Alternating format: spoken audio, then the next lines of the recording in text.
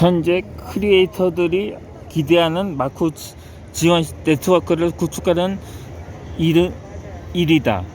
도시의 여름 패널들은 페이스북 시청자가 구축 방식에서는 앞서 있지만 크리에이터를 지원하는 방식에서는 유튜브보다 뒤떨어진다고 밝혔다. 유튜브의 경우 헌신적인 담당 직원이 10만 명 이상의 구독자를 보유한 크리에이터들에게 지적 소유권 문제를 자문해주고 심층 분석 정보를 제공할 뿐만 아니라 결정적으로 광고 수익금이라는 명목으로 상당하게 돈까지 안겨준다. 초창기 페이스북 크리에이터는 자신의 동영상으로 돈을 벌 수가 없어서 동영상 속 PPL과 페이스북과는 별도로 이루어지는 상품 판매에 파생 상품에 의존했다. 하지만 이제 사정이 바뀌었다. 페이스북은 동영상 속에 15초 이상 방영되는 신규 광고로부터 수입을 공유하는 프로그램을 도입했다.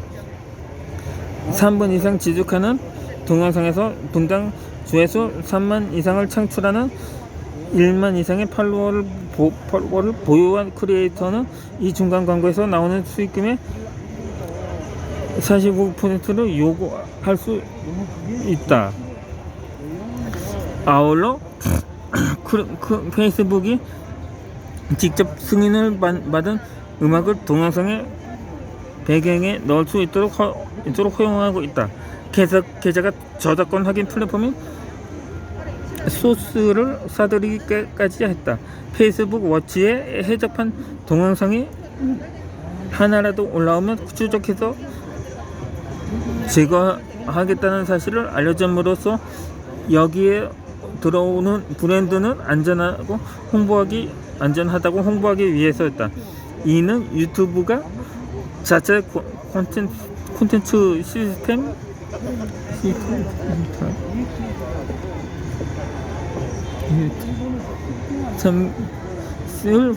활용하는 그 방식과 거의 비슷하다. 동영상을 미래 성장 전략의 중심에 놓으면서 페이스북은 인터넷의 실질적 기반을 바꾸었다. 시청자가 동영상을 시청하기 위해서는 인터넷을 통해 데이터 패킷을 각 시청자의 기기로 보내줘야 한다. 2012년만 해도 북미 휴대폰 인터넷 소비자에게 가는 모든 동영상 통신량의 약 3분의 1을 유튜브가 차지했으며 페이스북은 단 7%만을 차지했다. 그러나 2016년이 되자 유튜브 점유율은 약 5분의 1로 떨어졌고 페이스북의 점유율은 2배로 늘어났다. 페이스북은 자신이 소유한 또 하나의 플랫폼인 인스타그램을 통해서도 공격적으로 접근했다. 2016년 8월 인스타그램 스토리가 출시되었을 때 기술 전문 기자를 비롯한 분석가와 전 세계 모든 10대는 스냅챗 스토리 기능을 그대로 베낀 거라며 곱지 않은 눈길을 보냈다. 하지만 7개월 만에 하루 2억 명의 사용자가 인스타그램의 스토리 기능을 사용하면서 당시 구독자가 1억 5,800만 명이었던 스냅챗을 제쳤다. 이는 페이스북만의 돌출 행동이 아니다. 모든 대형 소셜 미디어 플랫폼의 구성 방식은 각자의 혁신 자유를 주고받으면서 서로 닮아가고 있다. 이들 플랫폼은 모두 단순한 해법을 찾고 있다. 바로 트래픽과 체류 시간을 어떻게 늘릴까 하는 것이다. 페이스북이든 인스타그램이든 스냅챗이든 유튜브 동영상과 사진을 공유하는 대형 플랫폼을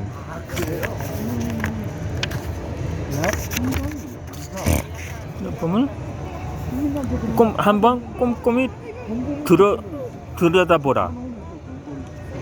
그들은 갈수록 비슷해지고 있다. 미국 캘리포니아주 애너하임에서 비트콘 2018년 열리기 몇 주 전부터 행사가 끝날 때까지 모든 소셜 네트워크는 자신의 경쟁자가 이미 발표했던 것과 비슷해 보이는 계획을 포장만 달리해서 발표했다. 페이스북은 크리에이터들을 지원하는 계획을 발표했다. 인스타그램은 계속 변하는 알고리즘과 커뮤니티 지침에 질리는 유튜버들을 끌어들일 수 있는 판단으로 IGTV를 출시했다. IGTV는 1시간짜리 세로형 장편 동영상을 올리는 데 사용될 수 있는 독립형 동영상 앱이다. 이는 인스타그램에서도 이미 상당한 존재감이 있는 일부 불만스러운 유튜버들을 가로채려는 시도인 동시에 동영상에 더 많이 투자하겠다고 선언한 스냅챗을 경쟁선상에서 제거하라는 움직임이기도 했다. 비슷한 시기에 유튜브는 자신의 집토끼를 지키려는 태도를 보였다. 여러 해 동안 부정적인 여론에 시달리다가 결국에는 점점 커지는 크리에이터들의 불만에 대응하기 위해 크리에이터 일상생활을 짧은 시간 동안만 재생하는 유튜브 스토리를 출시한 것이다. 스냅챗과 인스타그램에서 만들어낸 개념뿐만 아니라 이름까지 대놓고 도용한 것이다. 이어서 유튜브 프리미어를 또 출시했다. 이는 페이스북 프리미어처럼 사전에 녹화된 동영상 방송 기능과 실시간 채팅 기능을 결합한 서비스로 대형 크리에이터들에게 추가로 제공하는 특별 상품이다. 유튜브의 제품 개발 최고 책임자인 닐 보하는 크리에이터들을 돈 버는 방법과 기회를 가능한 한 더 많이 확보해야 한다라고 말하면서 소형 크리에이터도 기존 채널 멤버십 프로그램을 더 많이 활용해야 한다고 강조했다. 인터넷 크리에이터 길드의 상임이사 앤서니 덴젤러는 이렇게 말했다. 유튜브가 그동안 트위치, 페이트리온, 페이스북, 아마존 같은 제3세력에 주목해 온 건 분명합니다. 기본적으로 크리에이터들은 그 플랫폼으로 끌어들인 프로그램을 다 베껴서 뭔가를 뚝딱하고 만들어 왔거든요.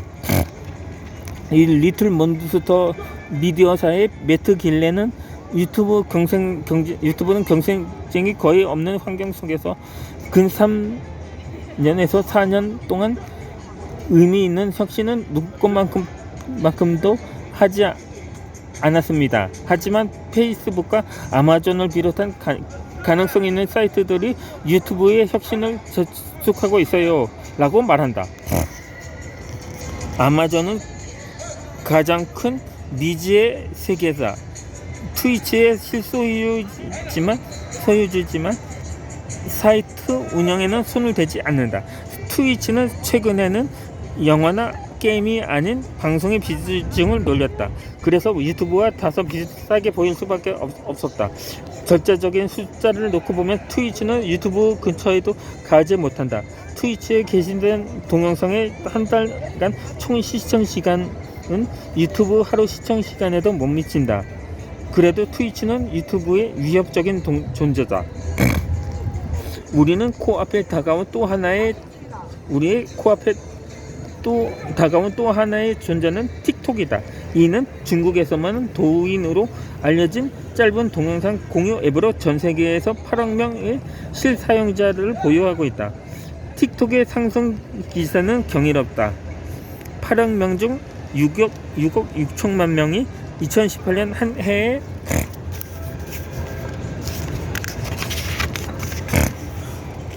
가입했다. 그리고 아직 상대적으로 젊은 앱이지만 2019년 초에는 사용자들에게 상세한 마케팅 분석 자료를 모두 보내주었다. 사용자들은 이를 통해서 시청자 특성이나 예상되는 광고 효과 등을 기업에 홍보하여 브랜드 거래를 확보하는 데 도움을 받았다. 틱톡이 호감을 주는 요인은 또 하나 있다. 바로 인구 통계에 나타난 성장 가능성이다. 사용자의 4분의 1이 인도에 있는 틱톡은 새로운 플랫폼에 아무런 저항감이 없는 인도의 대규모 소비자 시장에서 성장할 수 있는 길이 활짝 열려 있다. 게다가 사용자들이